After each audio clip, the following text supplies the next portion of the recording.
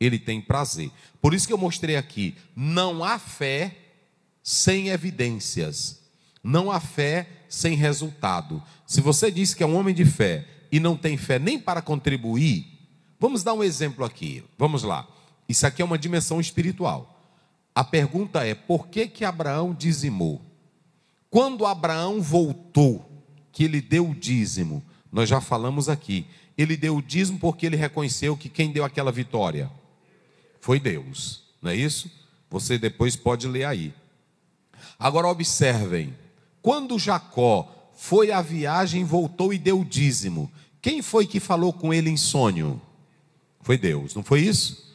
Então, note que os dois entenderam que tudo quem estava dando, quem era? Era Deus. Então, é diferente de uma pessoa que está lá fora e que dá a coisa para César. Ele não tem a dimensão da fé espiritual. Quem tem a dimensão da fé espiritual, ele agradece a Deus. E nós temos aqui 3 pessoas, digam comigo, Abraão, Jacó e Davi. Quem era? Vamos lá? Abraão, Jacó e Davi. Vamos analisar que quando nós atentamos aí para essa expressão que ele, Abraão, ele dá o dízimo, você pode observar claramente, coloca aí na tela, 14, verso 20. Rapidinho, 14, verso 20. Só para os irmãos observarem. Gênesis 14, verso 20.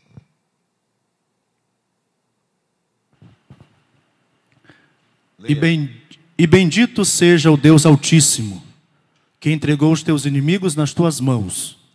E Abraão deu-lhe o dízimo de tudo. Marque aqui, Daniel. E bendito seja o Deus Altíssimo, que entregou. A grande questão é que não está aqui só a questão do dízimo. Não é isso, gente. Não é isso. Por isso que eu disse aqui que dízimo não é dinheiro. Dízimo é experiência com Deus. Se você não tem fé, não dê dízimo. Se você não tem fé em Deus, não dê oferta, porque Deus não quer crente mendigando na igreja. Deus quer crente que tem a dimensão da fé. Por isso que quando você lê Mateus 22, Jesus disse, dai a César e a Deus o que é de Deus.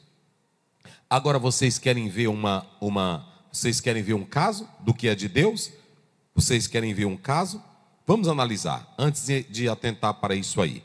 Coloque agora, olha, Abraão quando dá o dízimo, ele dá o dízimo por quê? Qual é a causa dele dizimar bem aí?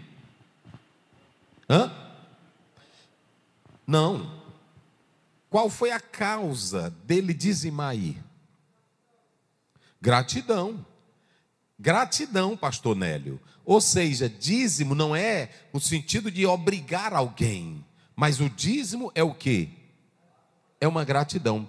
Ainda que Israel tivesse a lei, porque tem gente que diz assim, o dízimo é do tempo da... Não, o dízimo é antes da... Abraão deu o dízimo antes do quê? Da lei. Agora, o dízimo que entrou na lei, ele está legalizado não como obrigação, mas era um resultado de uma aliança com... Porque os mandamentos de Deus para Israel, mitzvah, não eram mandamentos como um mandamento de um juiz, como um mandamento da atualidade. Eles entraram em uma aliança porque conheceram quem era Deus, gente. O mandamento era só para regularizar a vida deles em sociedade. Mas eles já tinham experiência com Deus. Quando um judeu levava uma oferta, quando um judeu levava uma contribuição, não era firmado apenas numa lei, era firmado na aliança com Deus. Então é muito importante isso. Coloca Gênesis 28, 18. 28, 18. Olha aí. Então levantou-se Jacó pela manhã de madrugada e tomou a pedra que tinha posto por seu travesseiro, e a pôs por coluna, e derramou azeite em cima dela. Muito bem, vai. E chamou o nome daquele lugar Betel. O nome, porém, daquela cidade antes era Luz. Vamos. E Jacó fez um voto dizendo, se Deus for comigo, e me guardar nesta viagem que faço, e me der pão para comer, vestes para vestir, e eu em paz tornar a casa de meu pai, o Senhor me será por Deus. E esta pedra que tenho posto por coluna será a casa de Deus, e de tudo quanto me deres, certamente te darei o dízimo. Então veja bem, nos dois casos, Abraão e Jacó tinham experiência com quem?